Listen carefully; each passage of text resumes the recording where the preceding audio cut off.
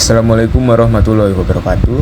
Nama saya Doni Septiawan dengan NIM 2300467. Di sini saya akan merangkum dari perkuliahan kita minggu ini, yaitu tentang sistem dan klasifikasinya. Nah, yang pertama itu apa itu sistem? Nah, sistem itu adalah perangkat atau proses yang mengubah satu atau lebih sinyal masukan menjadi sinyal keluaran melalui operasi tertentu.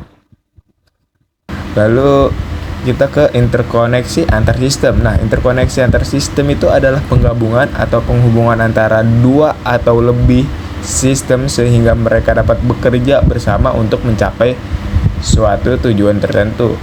Nah, itu dibagi menjadi tiga ya. Yang pertama adalah koneksi seri.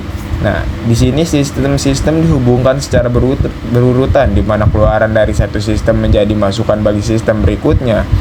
Jika sistem pertama memiliki fungsi transfer H1S dan sistem kedua H2S, maka fungsi transfer total HS adalah seperti itu. HS sama dengan HS1 kali HS2 H2S ya. Lalu yang kedua adalah koneksi paralel. Sistem dihubungkan sejajar dan masukan diterima oleh sistem. Keluaran dari masing-masing sistem kemudian dijumlahkan. Nah, misalnya jika sistem pertama memiliki fungsi transfer H1 dan sistem kedua H2, maka fungsi transfer total HS adalah seperti digambar ya, ditambah.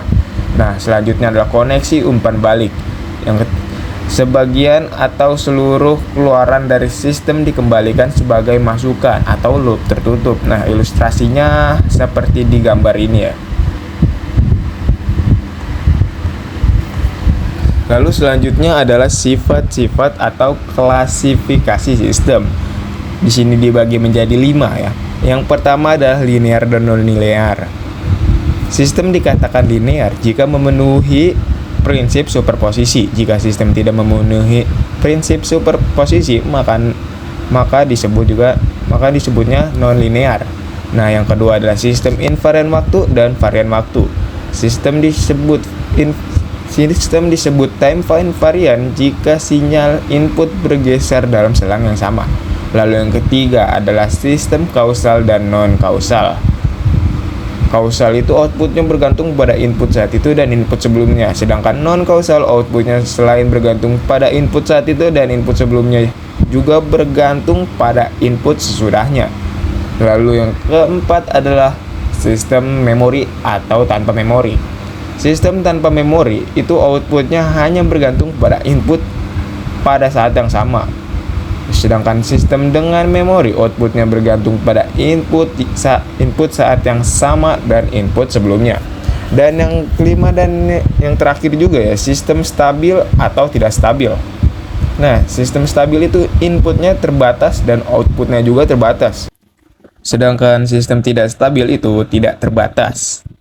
Sekian saja yang bisa saya sampaikan. Saya Doni Septiawan. Terima kasih telah menonton. Assalamualaikum warahmatullahi wabarakatuh.